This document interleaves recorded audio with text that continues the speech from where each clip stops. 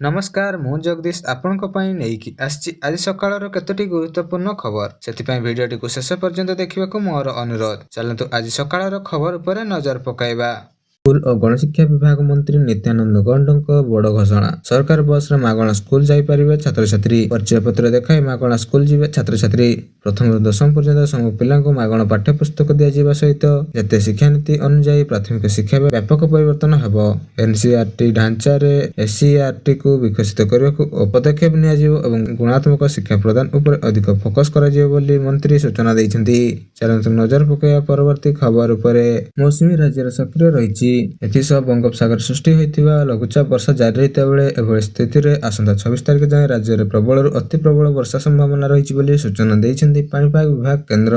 ଆଜି ପାଇଁ 20 ଜିଲ୍ଲା ପାଣିପାଗ ବିଭାଗ ପକ୍ଷରୁ ୟେଲୋ ୱାର୍ଣ୍ଣିଂ ଜାରି କରାଯାଇଥିବା ବେଳେ ମୟୂରଭଞ୍ଜ, କେନ୍ଦୁଝର, ସୁନ୍ଦରଗଡ଼, ବାଲେଶ୍ୱର, ଭଦ୍ରକ, ଯାଜପୁର, କେନ୍ଦ୍ରାପଡ଼ା, ଜଗତସିଂହପୁର, ପୁରୀ, ଖୋର୍ଦ୍ଧା, ନୟାଗଡ଼, ଗଞ୍ଜାମ, ଗଜପତି, ଝାରସୁଗୁଡ଼ା, ବରଗଡ଼, ସମ୍ବଲପୁର, ଦେବଗଡ଼, ଅନୁଗୁଳ ଏବଂ ଢେଙ୍କାନାଳ ଜିଲ୍ଲାରେ ପାଣିପାଗ ବିଭାଗ ପକ୍ଷରୁ ସତର୍କ ସୂଚନା ଜାରି କରାଯାଇଛି। ଅନ୍ୟପକ୍ଷରେ 24 ତାରିଖ ବେଳକୁ ଆଉ ଏକ ଲଘୁଚାପ ସୃଷ୍ଟି ହେବାର ସମ୍ଭାବନା ଥିବାରୁ ଏହା ପ୍ରଭାବରେ ପୁଣି ବର୍ଷା ପରିମାଣ ବୃଦ୍ଧି ପାଇବ ବୋଲି ପାଣିପାଗ ବିଭାଗ କେନ୍ଦ୍ର ପୂର୍ବାନୁମାନ କରିଛି। ପାଣିପାଗ କେନ୍ଦ୍ର ସୂଚନା ଅନୁଯାୟୀ ଶୁକ୍ରବାର ପୁରୀ, ଜଗତସିଂହପୁର, ଖୋର୍ଦ୍ଧା, କଟକ, ମୟୂରଭଞ୍ଜ, କେନ୍ଦୁଝର, ସୁନ୍ଦରଗଡ଼, ଝାରସୁଗୁଡ଼ା, ବରଗଡ଼ ଓ ସମ୍ବଲପୁର ଆଦି ଜିଲ୍ଲାରେ ପ୍ରବଳ ବର୍ଷା ସହ ବଜ୍ରପାତ ହେବାର ସମ୍ଭାବନା ଅଛି। ଏନେଇ ଏହି ଜିଲ୍ଲାଗୁଡ଼ିକ ୟେଲୋ ୱାର୍ଣ୍ଣିଂ ଜାରି କରିଛି ପାଣିପାଗ ବିଭାଗ କେନ୍ଦ୍ର। ବାଲେଶ୍ୱର, ଭଦ୍ରକ, ଯାଜପୁର, କେନ୍ଦ୍ରାପଡ଼ା, ନୟାଗଡ଼, ଗଞ୍ଜାମ, ଗଜପତି, ଦେବଗଡ଼, ଅନୁଗୁଳ, ଢେଙ୍କାନାଳ, ସୋନପୁର, ବୌଦ୍ଧ, ନୂଆପଡ଼ା, ବଲାଙ୍ଗୀର, କଳାହାଣ୍ଡି, କନ୍ଧମାଳ, ନବରଙ୍ଗପୁର, ରାୟଗଡ଼ା, କୋରାପୁଟ ଓ ମାଲକାନଗିରିରେ ୟେଲୋ ୱାର୍ଣ୍ଣିଂ ଜାରି କରିଥିବା ବେଳେ ଗତ ଶନିବାର ବର୍ଷାର ବିସ୍ତୃତି ପରିମାଣ ବଢ଼ିଥିଲା। 5 ଜିଲ୍ଲାରେ ଅତିରୁ ଅତି ପ୍ରବଳ ବର୍ଷା ଆଶଙ୍କା ରହି ଅରେଞ୍ଜ ୱାର୍ଣ୍ଣିଂ ଜାରି କରାଯାଇଥିବା ବେଳେ ପ୍ରବଳ ବର୍ଷା ପାଇଁ 9 ଜିଲ୍ଲାକୁ ଏବଂ ବଜ୍ରପାତ ପାଇଁ 16 ଜିଲ୍ଲାକୁ ଅରେଞ୍ଜ ୱାର୍ଣ୍ଣିଂ ଜାରି କରିଛି ପାଣିପାଗ ବିଭାଗ କେନ୍ଦ୍ର। ଚାଲନ୍ତୁ ନଜର ପକାଇବା ପରବର୍ତ୍ତୀ ଖବର ଉପରେ। ଆଜିର ପ୍ରଥମ ଖବର। ସୁପ୍ରିମକୋର୍ଟର ଆସିଲା ବଡ଼ ନିଷ୍ପତ୍ତି। ବୁଲା କୁକୁରଙ୍କ ପ୍ରସଙ୍ଗରେ ଦେଲେ ସୁପ୍ରିମକୋର୍ଟ ବଡ଼ ରାୟ। ସର୍ବସାଧାରଣ ସ୍ଥାନରେ ବୁଲା କୁକୁରଙ୍କୁ ଖାଦ୍ୟ ଦେବା ଉପରେ ଲାଗିଲା ରୋକ। ନିର୍ଦ୍ଦିଷ୍ଟ ସ୍ଥାନରେ ବୁଲା କୁକୁରଙ୍କୁ ଖାଇବାକୁ ଦେବାକୁ ନିର୍ଦ୍ଦେଶ ଦିଆଯାଇଥିବା ବେଳେ ହିଂସାତ୍ମକ କୁକୁରଙ୍କୁ ନିର୍ଦ୍ଦିଷ୍ଟ ସେଲରେ ରଖିବାକୁ ମଧ୍ୟ ନିର୍ଦ୍ଦେଶ ଦିଆଯାଇଛି। ଯଦି ଏହା ଆପଣ ପାଳନ ନ କରନ୍ତି ଆପଣଙ୍କ ଉପରେ ଫାଇନ କିମ୍ବା ଆପଣ ଆରେଷ୍ଟ ବି ହୋଇପାରନ୍ତି। ଚାଲନ୍ତୁ ନଜର ପକାଇବା ପରବର୍ତ୍ତୀ ଖବର ଉପରେ।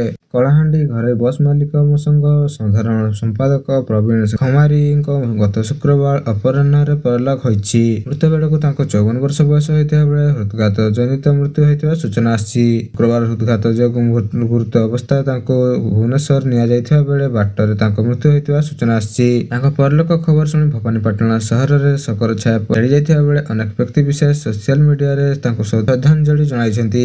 ଭବାନୀପାଟଣା ଭାଗୀରଥୀ ଗ୍ରୁପର ଚେୟାରମ୍ୟାନ ତଥା ବିଶିଷ୍ଟ ସାମାଜିକ କର୍ମୀ ପ୍ରମୋଦ ଖମାରିଆଙ୍କ ସେ ସାନ ଭାଇ ଅଟନ୍ତି। ଅନ୍ୟପକ୍ଷରେ ସମ୍ପାଦକ ଖମାରିଆ ବିୟୋଗରେ ଶନିବାର ସକାଳ 6ଟାରୁ ରାତି 12ଟା ଯାଏ କଳାହାଣ୍ଡି ଜିଲ୍ଲାରେ ଘରୋଇ ବସ୍ ଚଳାଚଳ ବନ୍ଦ ରହିବ। ଏହା ତାଙ୍କ ପ୍ରତି ଶ୍ରଦ୍ଧାଞ୍ଜଳି ଜଣାଇବା ପାଇଁ ଏହି ବନ୍ଦ ନିଷ୍ପତ୍ତି ନିଆଯାଇଛି ବୋଲି କଳାହାଣ୍ଡି ଘରୋଇ ବସ୍ ମାଲିକ ସଂଘ ସଭାପତି ପ୍ରବୋଧ ରଥ ସୂଚନା ଦେଇଛନ୍ତି। ଚାଲନ୍ତୁ ନଜର ପକାଇବା ପରବର୍ତ୍ତୀ ଖବର ଉପରେ।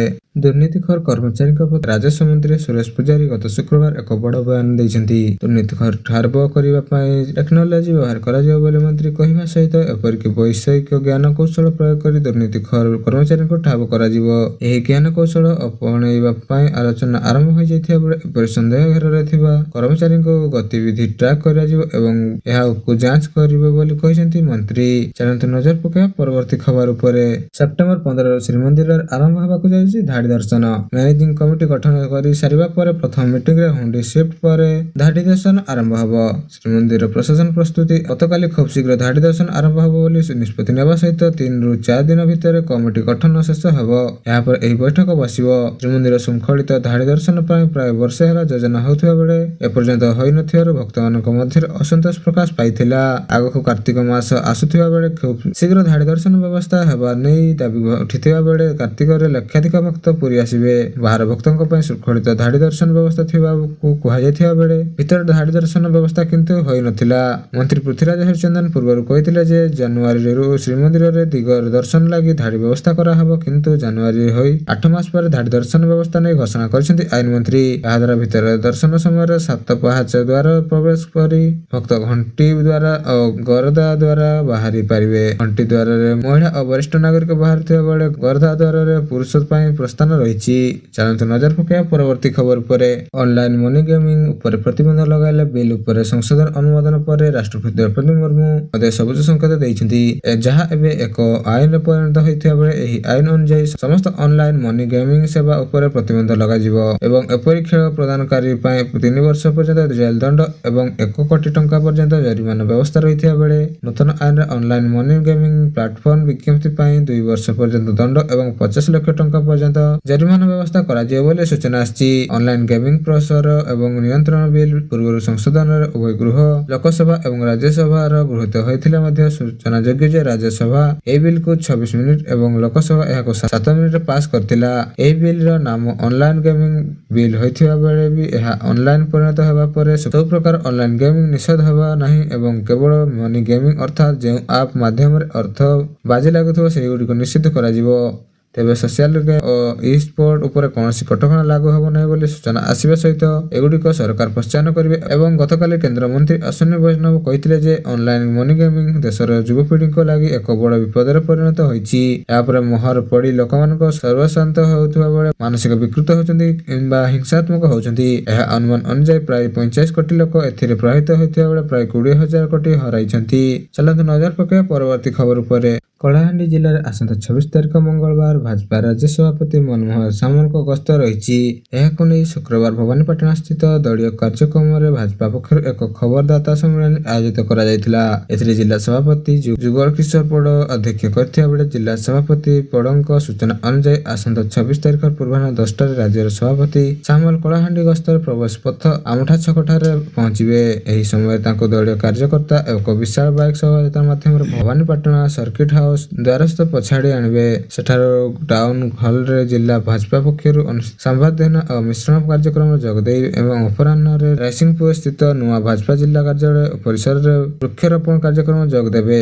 ସେଠାରୁ ସର୍କିଟ ହାଉସକୁ ଫେରି ଦଳୀୟ ବରିଷ୍ଠ ପର୍ଯ୍ୟାୟ କାର୍ଯ୍ୟକର୍ତ୍ତାଙ୍କ ସହ ଏକ ବୈଠକ କରି ଗୁରୁମନ୍ତ୍ର ଦେବା ସହିତ ଏହାପରେ 26 ତାରିଖ ଦିନ ଜୁନାଗଡ଼ ଓ ଧର୍ମଗଡ଼ ନିର୍ବାଚନ ମଣ୍ଡଳୀ ପରିଦର୍ଶନ କରିବା ସହ ସ୍ଥାନୀୟ କାର୍ଯ୍ୟକର୍ତ୍ତା ବୈଠକ ମାଧ୍ୟମରେ ସମ୍ବୋଧନ କରିବେ। ଏହାରି ଭିତରେ ରାଜ୍ୟ ସଭାପତି ସାମଲ କଳାହାଣ୍ଡି ଅଧିଷ୍ଠାତ୍ରୀ ଦେବୀ ମା ମାଣିକେଶ୍ୱରୀ ଓ ଜୁନାଗଡ଼ର ଅଧିଷ୍ଠାତ୍ରୀ ଦେବୀ ମା ଲଙ୍କେଶ୍ୱରୀ ଦର୍ଶନ କରିବାର କାର୍ଯ୍ୟକ୍ରମ ମଧ୍ୟ ରହିଥିବା ଜିଲ୍ଲା ସଭାପତି ପଡ ସୂଚନା ଦେଇଛନ୍ତି। ସେହିପରି ରାଜ୍ୟ ସଭାପତି ଏହି ଗସ୍ତରେ କିପରି ସଫଳ ହେବ ସେ ନେଇ କଳାହାଣ୍ଡି ସାଂଗଠନିକ ଏକ୍ସାଇଜ ମଣ୍ଡଳ କାର୍ଯ୍ୟକର୍ତ୍ତା ଓ ଶୀର୍ଷ ନେତୃତ୍ୱଙ୍କୁ ଦାୟିତ୍ୱ ପ୍ରଦାନ କରାଯାଇଛି ବୋଲି ଜିଲ୍ଲା ସଭାପତି ପଡ ଘୋଷଣା କରିଛନ୍ତି।